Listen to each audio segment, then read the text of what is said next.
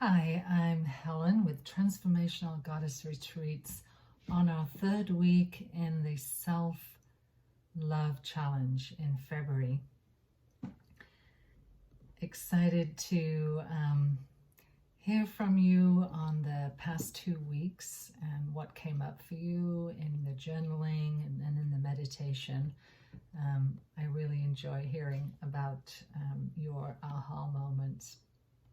Last week we discussed the archetypal energy of the goddess Aphrodite, the goddess of love and sensuality, the alchemical goddess that inspired love to all and has inspired many artists and poets. And today I'm going to discuss creating a sacred space. As busy as we are, we all need a place that we can decompress, a place we can call our own, and a place where we can come to at the end of a day or in the beginning of the day to set the tone or to end the day on a positive, loving note. I have an altar space in my office that I meditate in front of. I also have a place upstairs in my living room that I use for my morning meditation.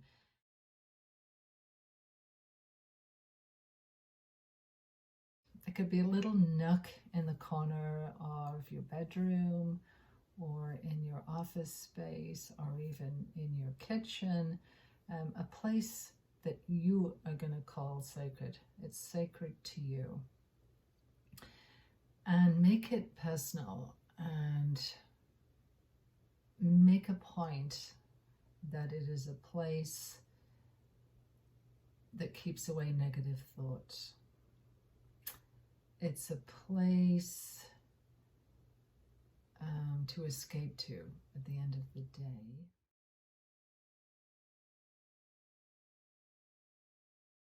Place that you consider would keep your heart and soul cool and peaceful. It's a place that surrounds you with positive energy and flowing energy that can flow. And it's a place that is just going to take care of you. You're doing this for you, not for anybody else, for you. And if you remember, this is part of our self-love challenge. Busy as our lives are, we don't often get time for silence.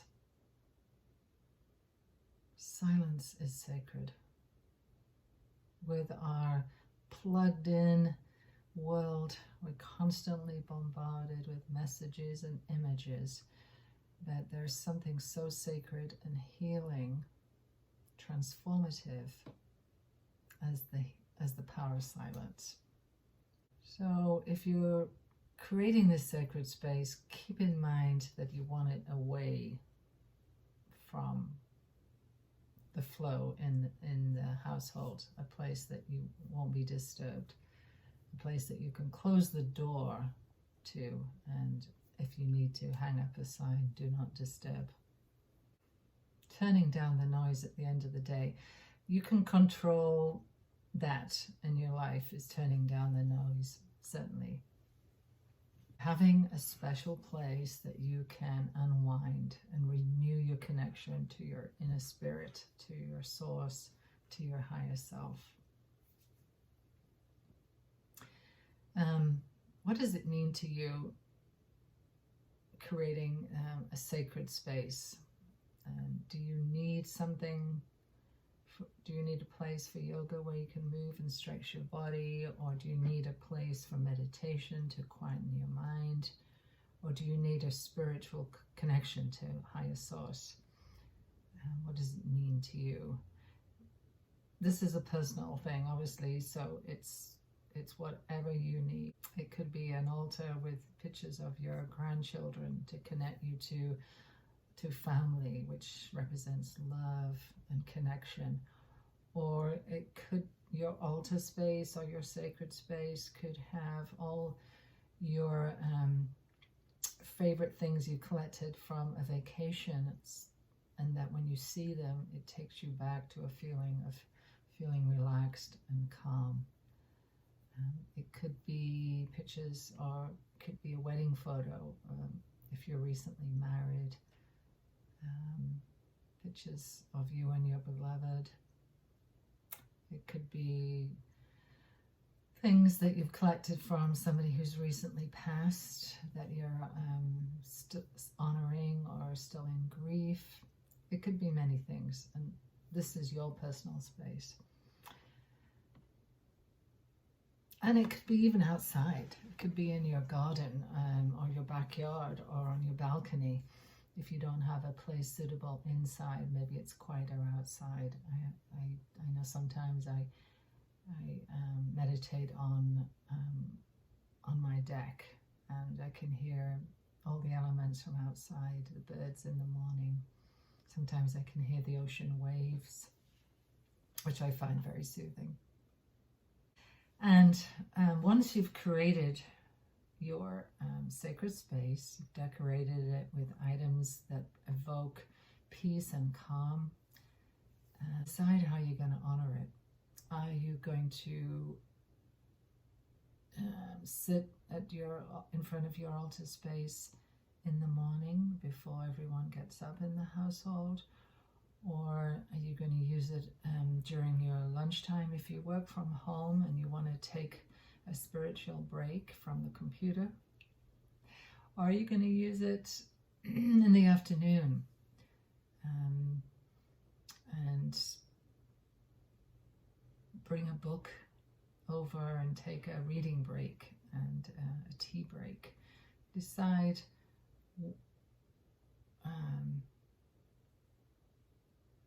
how you're going to honor it.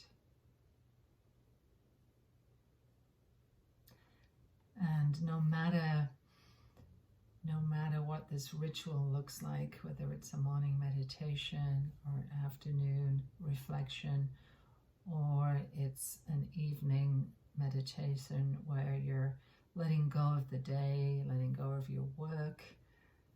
If you work from home, it could also be a space where you clear the day's energy. Maybe you use some sage to clear the energy field. Maybe you brush your skin, clearing the energy. Hope this was helpful for today's self-love challenge.